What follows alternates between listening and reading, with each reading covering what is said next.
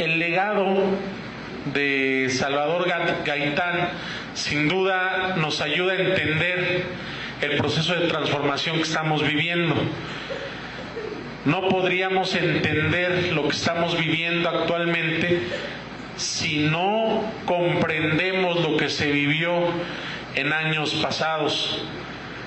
Un hombre que tuvo la osadía de llevar a cabo un asalto a un cuartel militar junto con 13 personas, dirigidos por un profesor rural de nombre Arturo Gámez García. Maestros, estudiantes y líderes campesinos cansados de los abusos, explotación, agravios y despojo de los caciques, ganaderos y compañías madereras y algodoneras cobijados por Práxedes Giner Durán, gobernador de aquel entonces, atacan el cuartel militar de Ciudad Madera en Chihuahua.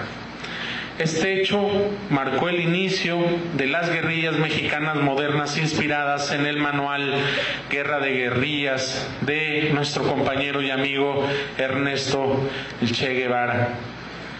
El asalto al cuartel Madera sin duda representó la culminación de un gran movimiento agrarista al que se le cerraron las puertas por la vía legal y que al no encontrar respuestas encontró en la lucha armada la única alternativa. Lo que buscaban era tierra que se ganó en la Revolución de 1910 y que no se respetó. Así, José de Jesús Salvador Gaitán Aguirre, quien nació el 15 de julio de 1932 en el Mineral de Dolores, municipio de Madera, Chihuahua, empieza a participar defendiendo sus tierras. Cómo la familia visualiza, cómo apoya, cómo anima a que personajes de esta envergadura estén en nuestro país. Hablábamos de la falta del papá, hablábamos de las carencias materiales, hablábamos de la manera en la que se tenía que organizar la familia para apoyar un movimiento de esta naturaleza. Es para nosotros un ejemplo y sin duda una línea de construcción de lucha. Queremos decirle aquí a familiares y amigos que no fue en vano el tiempo dedicado a la transformación. Muchas gracias por las experiencias que nos van a compartir y muchas gracias a Luz María, que es la hija directa de Salvador Gaitán, por ayudarnos a entender cómo debe una familia involucrarse en un proceso de transformación de un personaje que decidió tomar en sus manos el rumbo de su propio destino. Luzma, ¿cómo estás? Monse. Pues muchas gracias por estar aquí en este programa. El programa del día de hoy es muy importante para nosotros porque es conocer el ideal de alguien que luchó por la transformación del país, pero también ver la visión familiar, ya desde el punto de vista humano, ya no de un luchador social, sino desde el punto de vista humano de un luchador social, porque luego como que no nos queda muy claro cómo está ese asunto, pero ahorita esperamos que con las preguntas y con el diálogo que entablemos podamos nosotros poderlo entender mejor, ¿no? Entonces quisiera adentrarme un poco al tema. En los años 70 en México, tal vez contagiado por distintos movimientos que estaban en América Latina, por lo que pasaba en la Unión Soviética, había un espíritu de libertad, había un espíritu de transformación, y eso llevó a que un grupo de mexicanos jóvenes tomaran por asalto el cuartel Madera. No sé si nos podrías explicar cuáles fueron los principales objetivos, qué se buscaba en ese momento, cuál era su intención de lucha en ese momento. Mira, vamos a empezar. ¿Cuál fue la dimensión? ¿Quién empieza primero con la lucha agraria campesina? Fue mi abuelo Rosendo Gaitán Aguirre. Entonces era el tiempo de que estaba defendiendo mi abuelo sus derechos de la tierra, porque el cacicazgo se estaba apoderando de todos los derechos de los campesinos. cansado, para que no sigas adelante. Entonces me lo deja él ya uno de mis tíos, a mi tío Salomón y él. Entonces mi papá lo que hace es venirse a la Ciudad de México a buscar a las masas campesinas. Para poder, eso fue en 1959, todavía estaba muy chico. No estoy pasando lo que me platicaba. Entonces él se viene a la Ciudad de México a buscar a profesor Francisco Lucana Adame, a Álvaro Ríos, un líder agrarista campesino, desde que empieza con la lucha agraria, todo mucha parte del norte, y también parece que parte del sur. Ya cuando encuentra a esas personas, pues ya lo apoyan y se regresan al estado de Chihuahua, así luchando contra el cacicazgo, que era lo que se estaban apoderando de todo, ya apoyado por Álvaro Ríos. Ya sigue la lucha hasta 1960, que es preso, lo meten preso por andar defendiendo sus derechos, los campesinos, es preso en el estado, en el distrito Guerrero, duró un año preso, que tenía el pueblo por cárcel, en la noche estaba en la cárcel y en el día estaba saliendo a trabajar. Ya regresa en 1961, entonces pero ya es apoyado por el pueblo y es cuando mandan a Arturo Gámez que lo apoye para pelear la presidencia seccional, porque había un presidente que ya tenía 18 años gobernando ese pueblo, que era el cacique Florentino Ibarra, pero seguía, él ya logra ganar la presidencia y derrotar a ese presidente, pero seguía muy presionado por el gobierno y atacado por el gobierno del estado. Siempre los gobiernos del estado apoyaban al cacique, seguía apoyando al cacique, pero mi padre pues, era muy aguerrido. Fue cuando ya tenía como un año él de presidente, 62, 63 más o menos, por ahí hacia principios, es cuando ya llega Salomón Gaitán y Antonio Escobar, y matan al cacique del pueblo que se llamaba Bueno, lo matan porque él había asesinado a un campesino que se llamaba Carlos Ríos. Entonces mi tío, que lo que era mamá también, iba a vengar la muerte de su hijo y mató al campesino a unos cuantos pasos de su casa al cacique. Cuando matan ya a este cacique, pues tienen que huir a la sierra y mi tío y mi primo. Pero antes de huir pasan a ver a mi madre a la casa, platican con ella, pero pues uno como niña no asimila qué está pasando. Nada más se veía en la casa del casito y no los balazos y vimos cuando todo galope pasa. Se le dijo a mi mamá que no pusimos atención. Cuando ya poco rato detienen a mi madre, la acusan de ser intelectual y que tenía las armas en la casa. Salía a la casa, mi madre dice, nada más tengo las armas que usa mi esposo porque es el presidente. Ya cuando empieza todo eso es cuando se van a la sierra, se van mis tíos, ya se le une a Arturo Gámez, que Arturo Gámez era el secretario de mi papá de la presidencia. Él nos empieza a dar clases, pero nosotros los campesinos no teníamos derecho a un clases, nada más los hijos de los caciques. La escuelita era un lugar que era para gallinas, para caballos, la escuelita que había en el pueblo de los campesinos, y estaba bardeada con una malla, una media escuela. Entonces el profesor Arturo un día nos dice que nos tenía herramientas, niños les tengo herramientas, vamos a tirar la cerda. Entonces con el profesor vimos cuántos alumnos empezamos a tirar la cerda. Pero el maestro nomás nos dura como un mes de maestro, porque ya se va a decir, pero nosotros no sabíamos ni de qué se trataba, porque les digo que a mí no asimila uno nada. Entonces ya es como empieza la guerrilla. Cuando ya empieza, ya se sube Arturo, más campesinos, vestidos, fue cuando empieza el grupo popular guerrillero. Es el nombre que le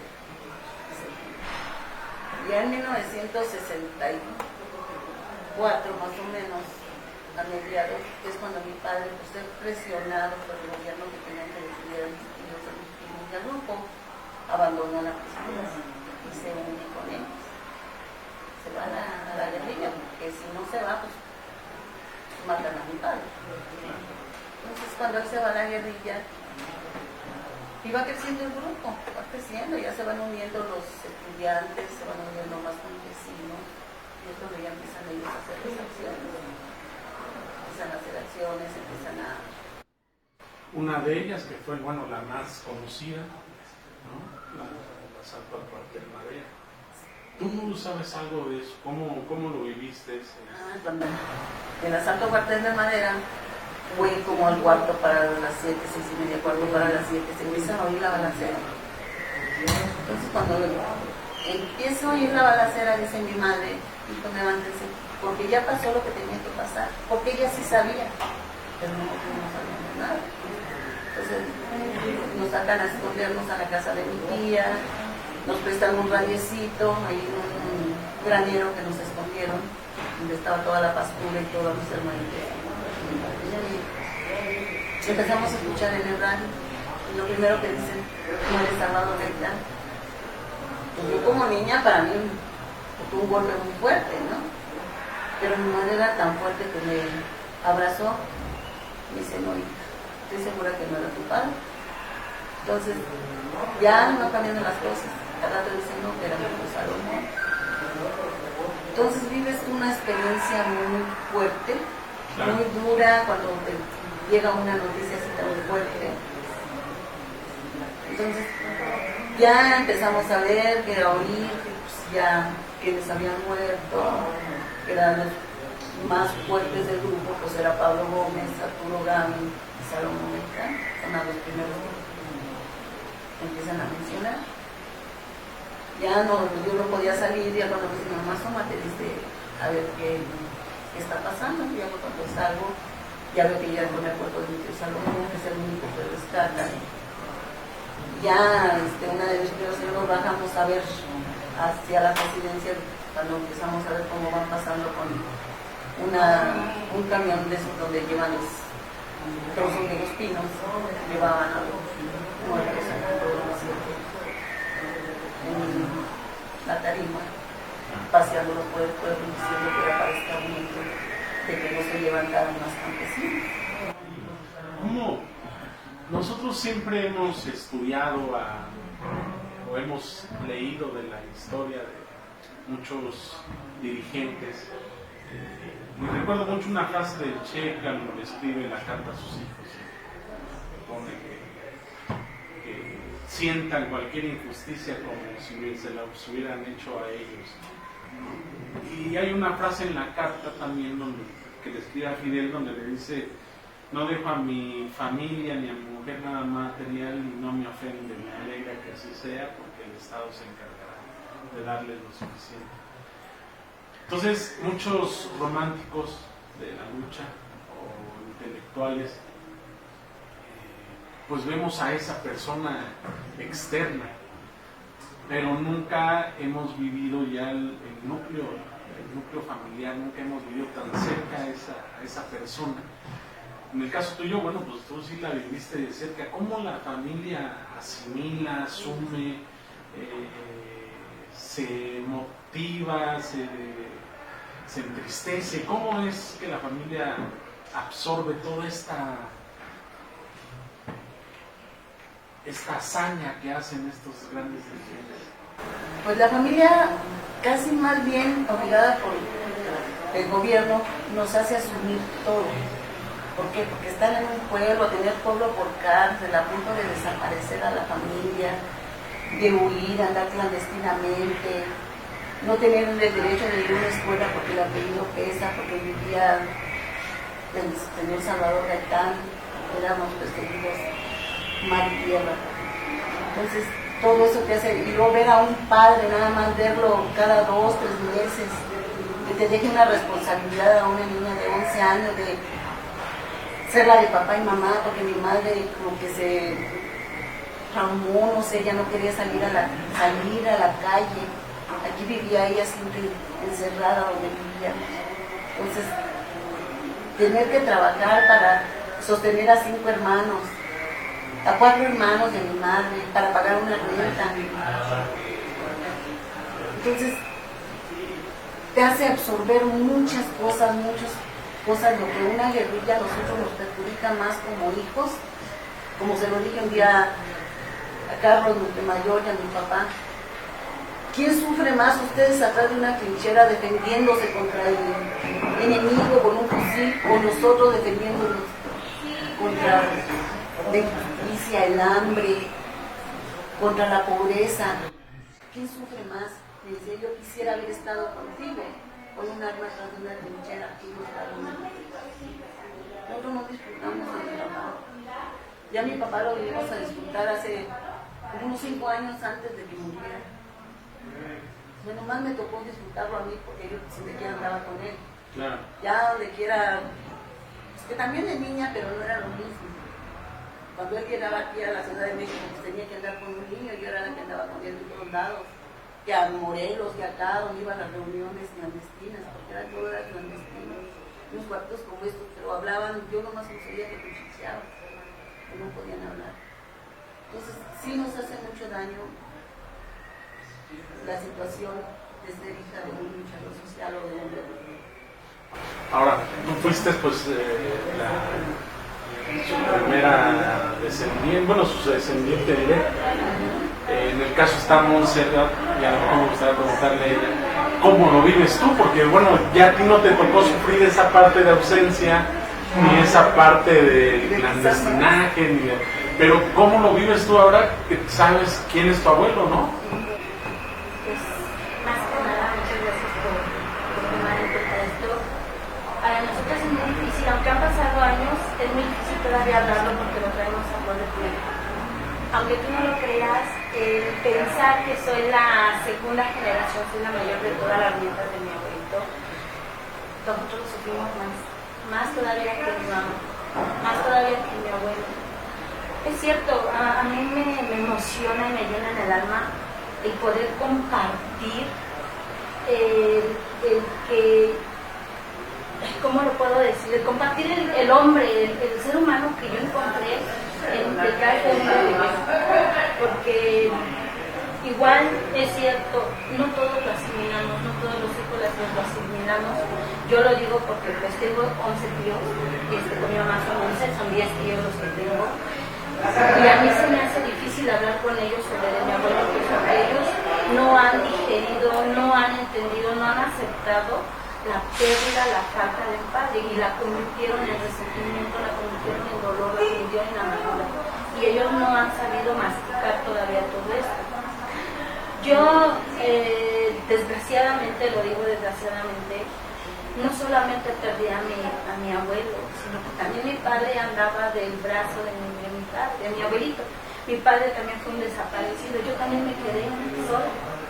En aquel tiempo, pues, la familia no sabía que yo existía, la familia de mi padre no sabía que yo existía. Sabían que mi mamá había tenido un hijo, puesto que en una ocasión uno de mis tíos, hermanos de mi papá, me buscó y mi abuelo tuvo que ocultar, decirle que yo había sido engañada y que yo había muerto. Entonces ellos no tenían conocimiento. Y es que en esto no solo pierdes la familia, no solo pierdes tu estatus, no solo pierdes, sino que te quedas en una pobreza mental, en una pobreza emocional y económica. En este caso, a mí me tuvieron que cambiar mi apellido, cuando yo desearía con todo el alma llevar el apellido de mi padre. No reniego de lo que tengo, puesto que afortunadamente un hombre me dio su apellido, me dio ahora sí que una nacionalidad. Y se lo agradezco, ya falleció y se lo agradezco y se lo agradezco de toda la vida. Pero el ver que la lucha, el sacrificio que mi padre hizo para un cambio, a mí no me tocó. No me tocó, porque hasta mi nombre, mi apellido se perdí. Estoy registrada en el Mineral de Dolores por el presidente seccional que quedó en lugar de mi abuelo.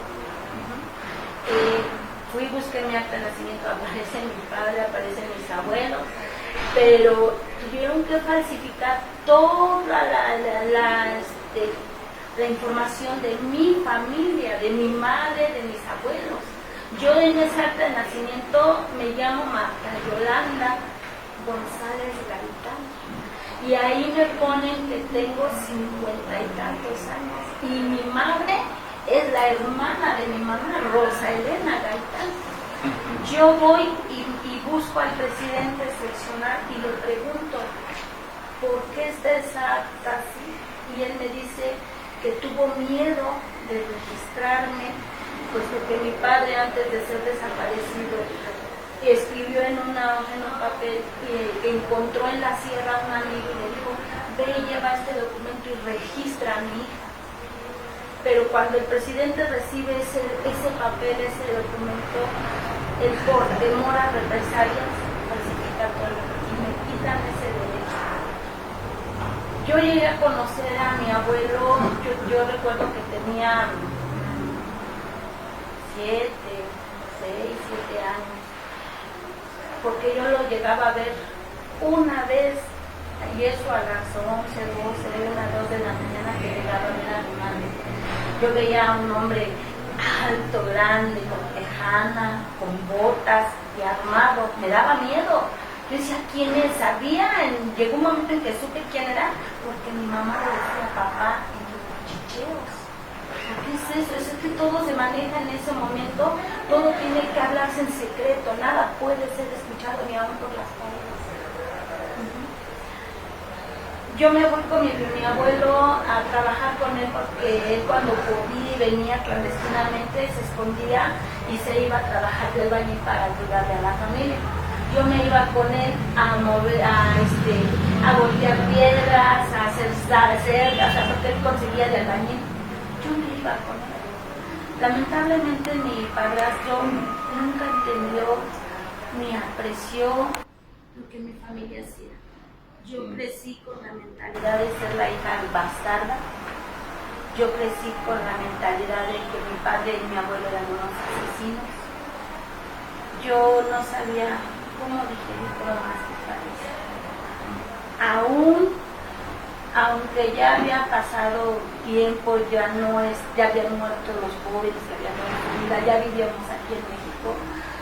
Nosotros, la hermana de mi mamá y una servidora, íbamos a la primaria y teníamos instrucciones precisas de que si llegaban a sacarnos de la escuela preguntando por Salvador Gaitán, nosotras no dijéramos ni dónde vivíamos, ni dónde estaba, que no sabíamos.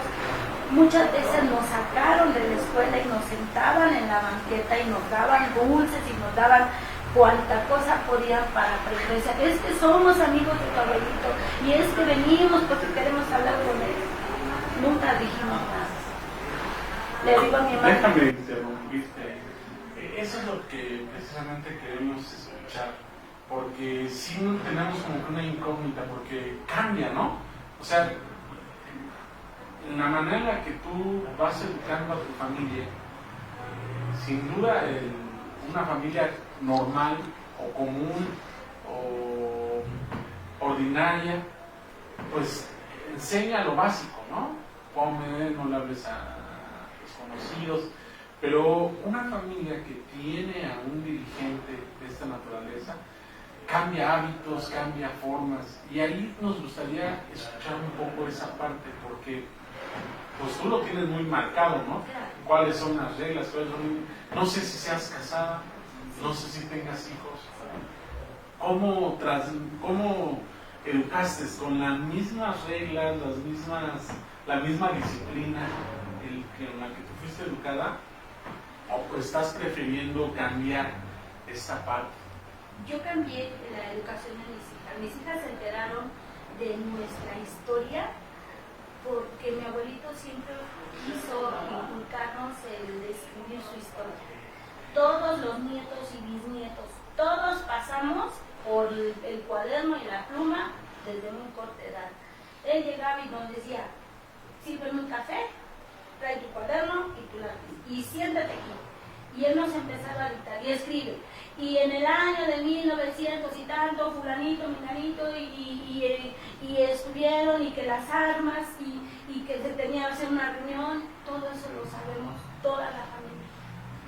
Yo traté de no mezclar a mis hijas, tengo 3 hijas, no mezclar a mis hijas porque trae dolor el conocer tu pasado, el conocer tu historia. Y yo quería que mis hijas tuvieran, como tú lo acabas de decir, una vida normal. Pero es imposible. La sangre es sangre y todos la llevamos. De una u otra manera nos llega, nos jala. Y aquí ya nos metemos a un tema importante que es el legado. ¿Cuál sería el legado de Salvador Gaitán? Pues el legado es seguir luchando por la gente, luchando por el pueblo y luchando por quien nos necesita. Y es lo que pues a mí me gusta seguir adelante. Y ese legado que le digo ahorita de sus hijas, que de mis hermanos, soy la única de los 11 que somos. De mis hijos, es la única, son 7, pero hay uno más chico que me gusta, pero él está en contra porque se mete en internet y ve muchas cosas que no le gustan. Dice que son muchas mentiras y que acusan a mi papá de algunas cosas que no le parecen, porque él también fue uno de los secretarios de mi padre. Todos mis hijos, todos, y creo que fueron los únicos nietos que siempre los tenía con el cuaderno y la pluma. Entonces, nada más mi hija y de sus hijas hay una que también le gusta mucho todo andar en la historia de su abuelo y también le fascina. Entonces, es un legado que ya lleva en la tercera generación. Seguimos luchando. Tú podrías saber, no es una pregunta, a lo mejor soy muy atrevida. Todo eso que hizo, todo el sacrificio, ¿crees que haya servido ya en la actualidad, haciendo un comparativo a cómo están las cosas hoy? ¿Ha ayudado? Pues mira, te voy a decir, bueno, vamos a empezar en mi pueblo. Al principio sí sirvió. Sí. Pero desgraciadamente ahorita, con todo esto de las mafias, hicimos un retroceso. Porque es más difícil, como yo lo veo ya a mi edad y todo lo que tú veas así, es más difícil combatir a una mafia que combatir a un cacique. Es más difícil. Entonces ya todo eso se está apoderando de los pueblos, se está volviendo el cacicazgo, pero diferente. Mutó. Exactamente. Tuvo una mutación. Sí.